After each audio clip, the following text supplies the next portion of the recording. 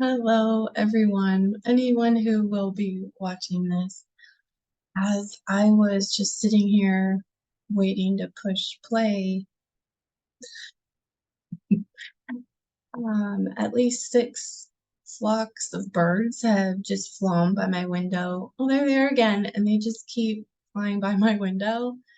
And there's all these beautiful white clouds all over the sky, and that's not really normal for where I live. Usually it's just blue, no clouds. So it's just really pretty and really interesting that there's so many flocks of birds that keep flying by around and around. And so I've never seen that before. Anyway, so I wanted to meet regularly with a group of people that love their sense of spirituality and want to nourish it. And honestly, most of my friends live really far away, and I miss them. And I miss talking to them about dreams, and I miss talking to them about the spiritual experiences that we've had. And I thought it would be really fun to read spiritual books together. And so that's why I wanted to start this group and hopefully connect with my friends and make more friends as we grow and come together to nourish our souls and our friendships and to water each other like plants by sharing your hearts and your spiritual experiences and your perspective of these readings that I'm hoping we get to do together. So one of the books that I want to read as a group, because you guys voted for it previously, is this book, A Shaman's Dreamtime. And it's very short. It's like maybe it would take an hour to 90 minutes to read it if you sat down all at once. But I just wanted to read one section at a time, like read the intro. And that's it for the week. And then read chapter one and answer the questions, just one question a day, like the slowest book club ever. I know most book clubs read a book every month, and there's no need to go that fast. I really want to take them in, you know? And so the other book I really wanted to read as a group, because yes, I've read it, but I love it so much, and I want to talk to my friends about these things. And so that would be this one, Dying to Be Me by Anita Morjani. And I know at least one of my friends has also read the book, but the truths inside of it are such a helpful reminder on a really bad day. Trust me. Oh my gosh. I know. So, anyway, I see that I'm on my own today. The reason I chose having to register is not actually for my benefit. It was because I was told it would be easier, and this is by other people that were in the Dreamtime, Manifesting my Dreamtime group, that they really wanted to have these links sent to their email so they didn't have to get on Facebook. And so we'll just keep trying it this way and see what happens. And unless somebody writes a comment or leaves a post of their own to tell me they just want the link to be in the Facebook group, because I'll just pin it to the top. It won't be hard to find. It'll be at the very top of, wherever that main feed is. I also have completely forgotten to check if I have files already uploaded into the group, but I think I do. So that's a little bit about Dreamtime Work and how to work with your dreams and how to share dreams with other people. However, another one of my friends doesn't really dream, and I say all people are welcome, because really we're just here to nourish our spirituality and build friendships and community and support each other through all the good times and all the very not so good times. And just lean into our faith that spirit is guiding the way and that our prayers are answered ahead of time. So that's part of all these reasons why I wanted to have this group. And what I'm going to share today, since I am on my own, I'm going to share the dream I had this morning because I think it's really, I don't know if pertinent is the right word, but very applicable to what's happening in my life. But it's also symbolism that could be really supportive to all of you. I think that people that trust and believe in their dreams and their spirituality are people that will gain a lot of support through the dream that I had this morning. Although it is something that definitely applies just to me. So I'll just share the dream and then some of the possible symbolisms. And this is my journal.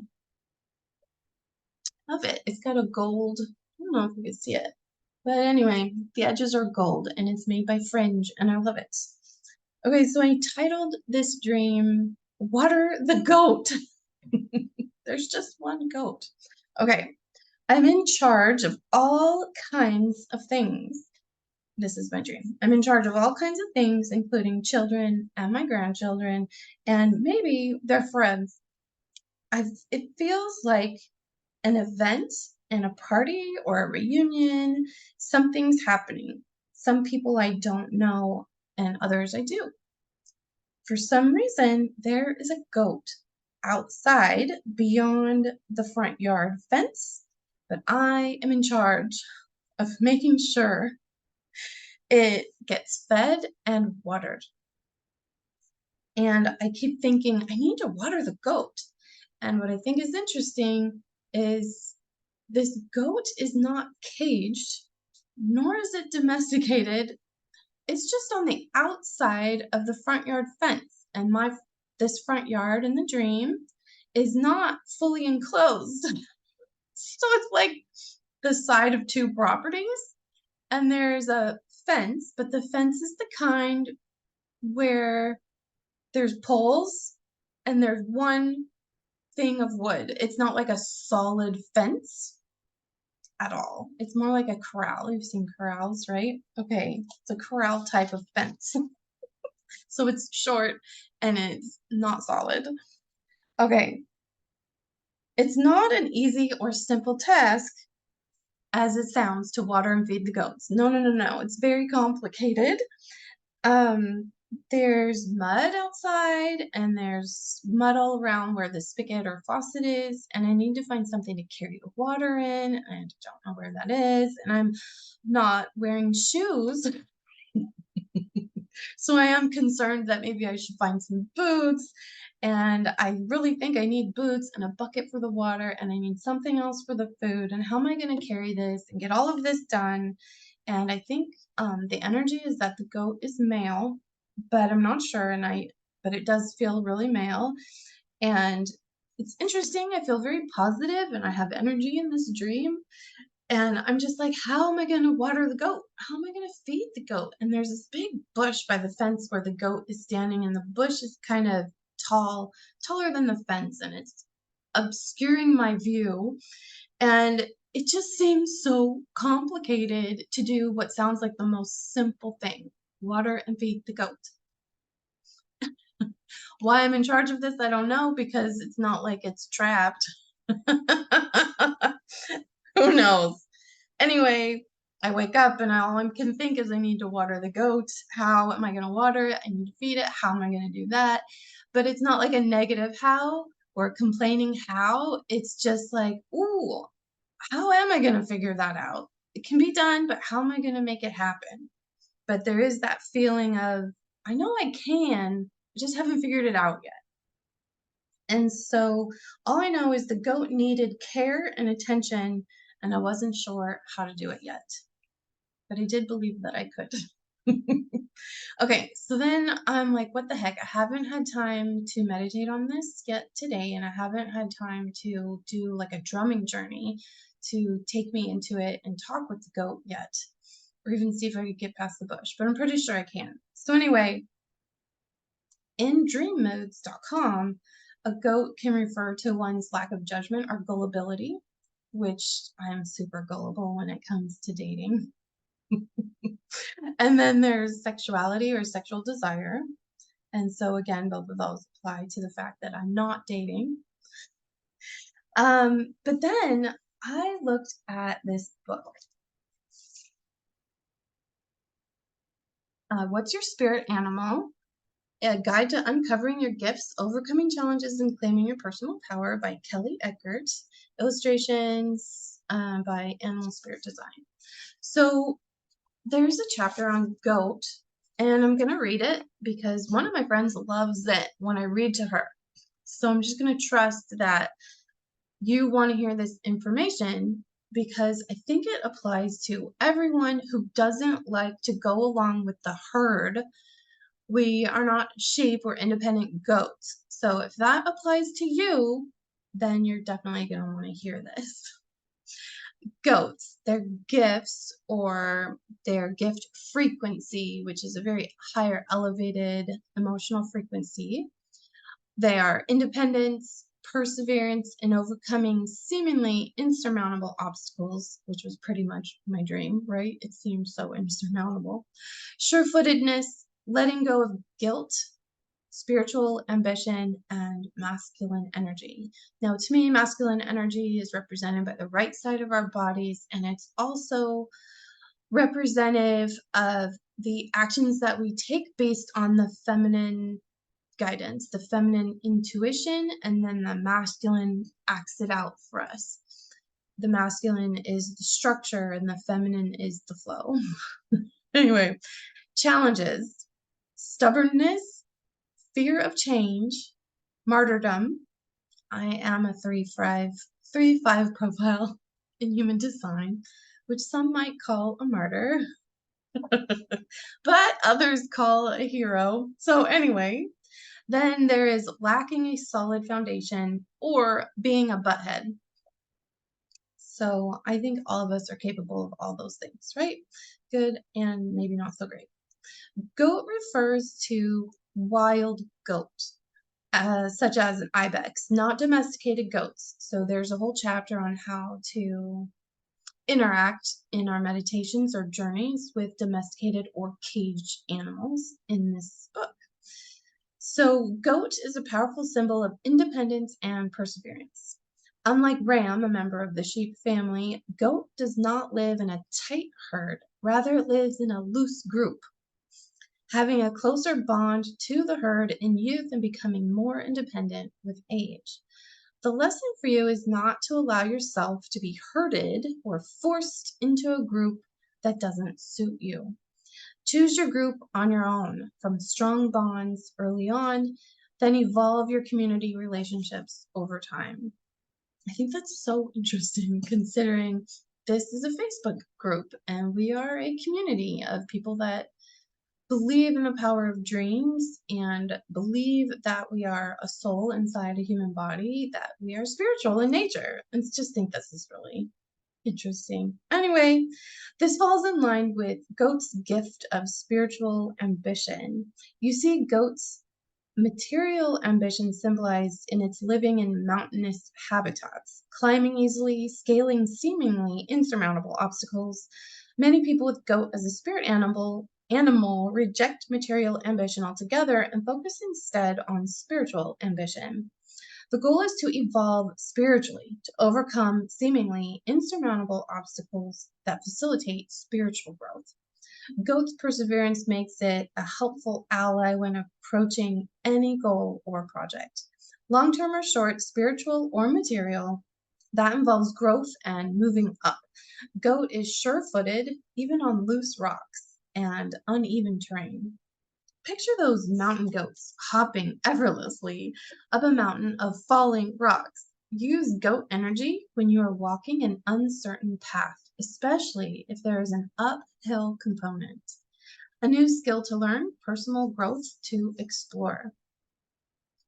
Goat offers the gift of letting go of guilt. Guilt is a huge challenge for goat people. You can feel pressure, real or imagined, to follow the herd. But your independent streak won't let you, not without giving up an essential part of yourself. Society, of course, has a way of guilt tripping you into compliance. When your goat energy is in balance, the guilt tripping has no effect on you. You know who you are, what you want, and how to get there. You know that guilt tripping is a reflection of other people's issues, not yours. Stubbornness and fear of change are paradoxical changes for people with spirit animal goat.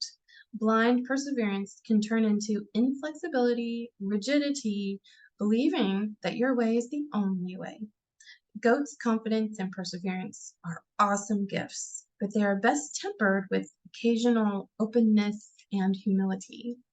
When your spirit animal goat has some maturing to do, you are especially susceptible to getting trapped in a herd.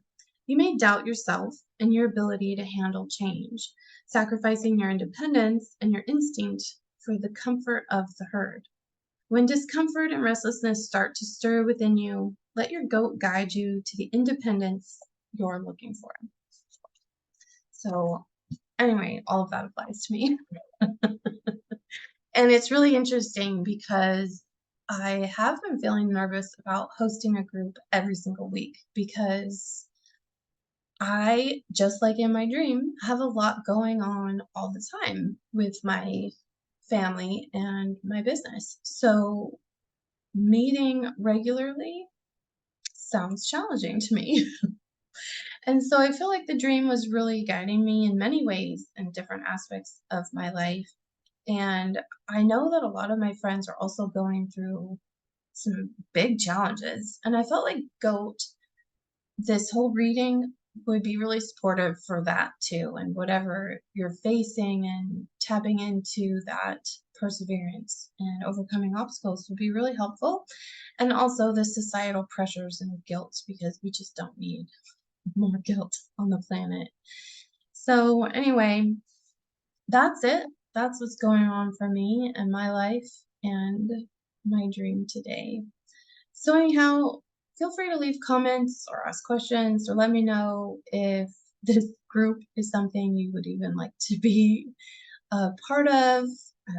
Maybe meeting once a month is better than weekly. I don't really know. This is all a grand experiment. And again, my hope is to lovingly and supportively connect with my friends and make more friends because we have people from all over the world in here, which is so wonderful. Okay, I think that's it for today. Have a beautiful Sunday and a wonderful week. I know that I have a lot of big changes coming up in my life, and I am also nervous and excited at the same time. So I'll talk to you later. Bye.